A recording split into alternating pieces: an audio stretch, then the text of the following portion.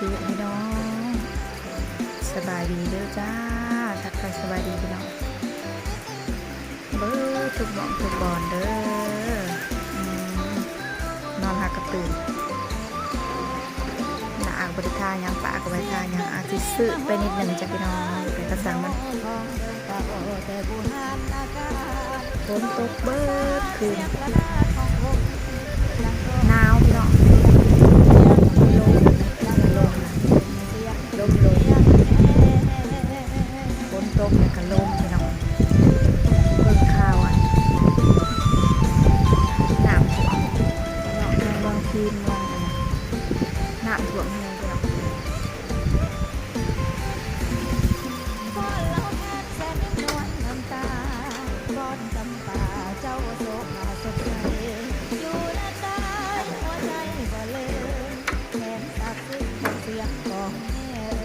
น้ำท่วมเห็นตั้งแต่น้ำท่วมเห็นแต่สายคาพี่น้องน้ำกำลังเพิ่มขึ้นแห้งกำลังเรียงสายคาเรียงพี่น้องอยู่เมืองพีนยิงซีขมวกพี่น้องเมืองโซนน้ำท่วม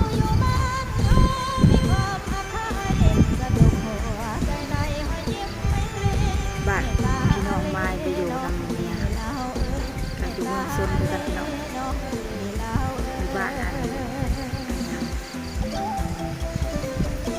ลืมสื่อสารไ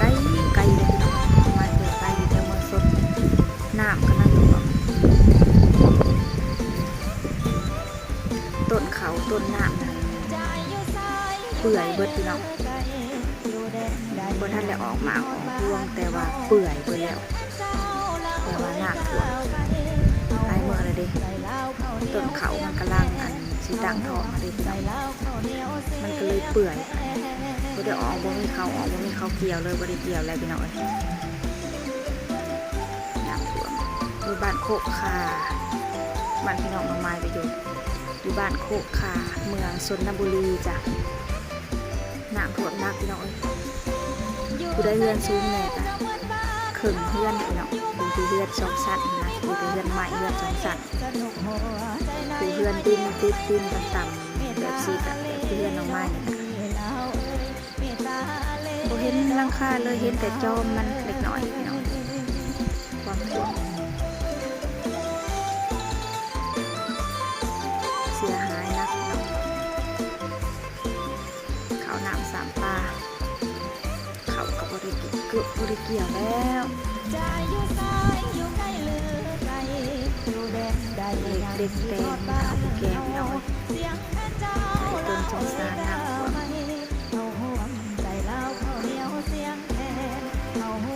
ไปโตเลี้ยงตัวกว่า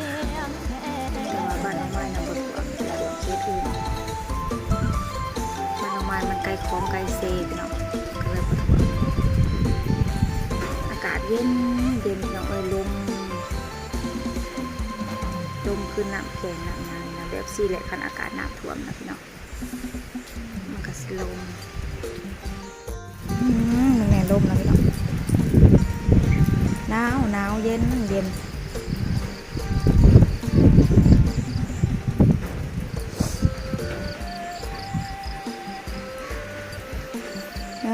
งัวบ่ได้ออกฮอดเคาะพี่น้อง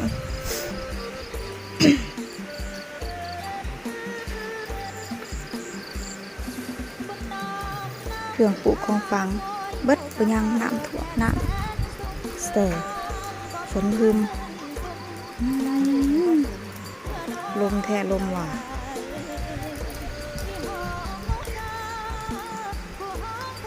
มักขี้อับกระลายอยู่พี่น้องแต่ว่าต้นนี้ใบเบิ่นหลายมาเคียบนี่มาเคียบพันธุ์ใหญ่พี่น้องแบบมันสุกหน่วยใหญ่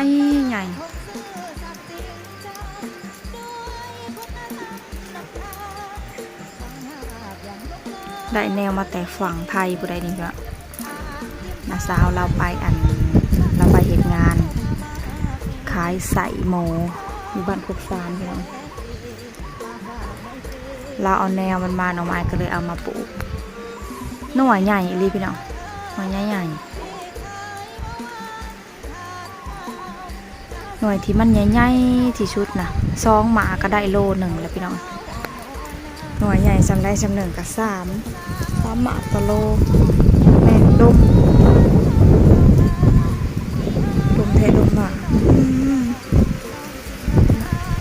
อันเป็นไม้น้องไม้กำลังใหญ่พี่น้องว้ายหนาวเด็ก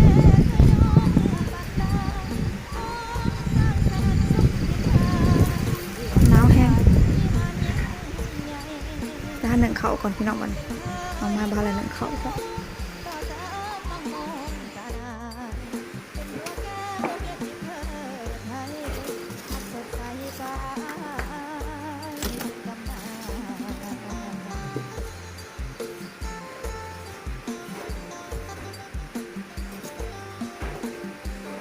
ซื้อก่อนหมดมันจะยุบมาคล้ายกันก่อนหมุนตลาดเป็นคล้ายแพ้นะสอบเงินเป็นคล้ายอย่างนี้สอบละ70,000พันเงินกีบนะพี่น้อง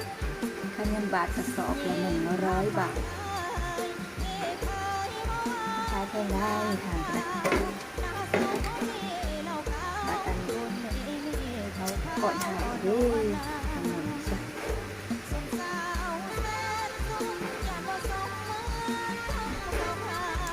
หยุดมาลดนะคะหมุนเข้าไปจับมาลุก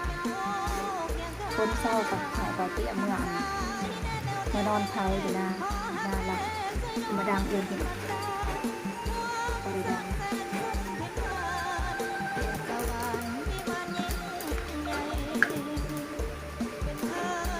มาสิแต่เดินมาสิ10 ปลาย 2ไปโดนเลยเนาะยามมันยามคนแบบคล้ายๆเลยเขาบอกคล้าย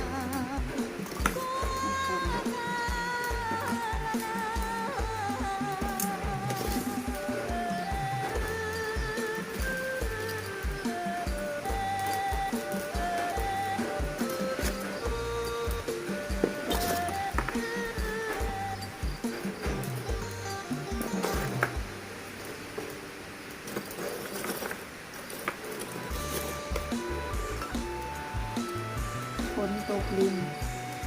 เมื่อคืนตกอีกบุกคืนวันก็ตกอีกบุกคืนหมดละฝนเกินไป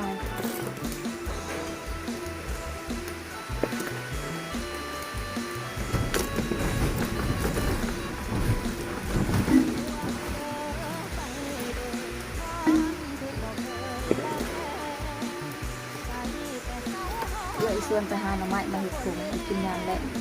หน่อไม้กับไปพี่น้องไม่เสียดไว้เห็นยังเห็ดไว้กับบริกินเนี่ยเลยพี่น้องโอ้ยฟัน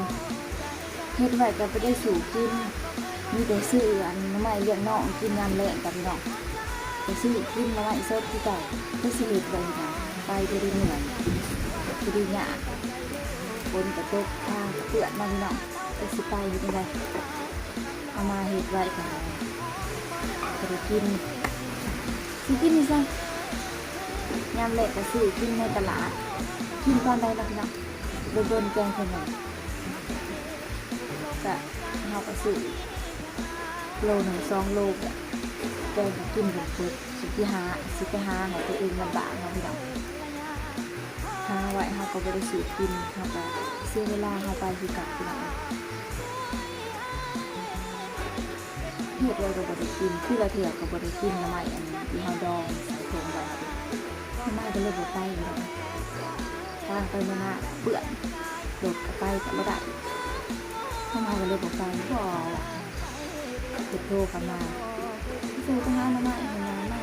มาดองใส่ถุงไว้ก็ได้ยำแหลกกับบริกินยำแหลกซื้อกินให้ดีนะเจ้ามาสิหามาที่เราบอกเลยมาดองไหวตะไหวจะให้คนไปกินนะพี่น้องมันจะกินคือเก่าก็เลยบอกไปทำไมบอกไปสิมาเห็ดไหวก็ไปกินน้ำแหลกน้ำใจก็ไปหาซื้อเอาทำไมเลี้ยงน้องเขาขายบุ้ย กิโลหนึ่ง80 บาทพี่น้องก็จะขายเป็นเงินกีบก็หา10,000 กีบซื้อ2 โลมาแกงกินกับบ่เบิดโลนึงกับบ่เบิดเฉพาะครอบครัวน้องไม้แต่ว่าเผื่อครอบครัวใหญ่ๆนำเผื่อเอื้อยนำอยู่หน้ามากินกัน2 โลกับแกงกันกุ๊บเบิด2-3 ครัวเรือนพี่น้องเขาบ่จำเป็นสิบืนไปหาดอกบ่ไปประมาณน่ะเอื้อยผู้หนึงอีกเอื้อยผู้ที่ผู้โกกพี่น้องโตเข้ามามีนาโกมาหาทำไมเพิ่นว่าโอ้ยบ่ไปแล้วประมาณนั้นเพิ่นสมัครปั้นเขาเด้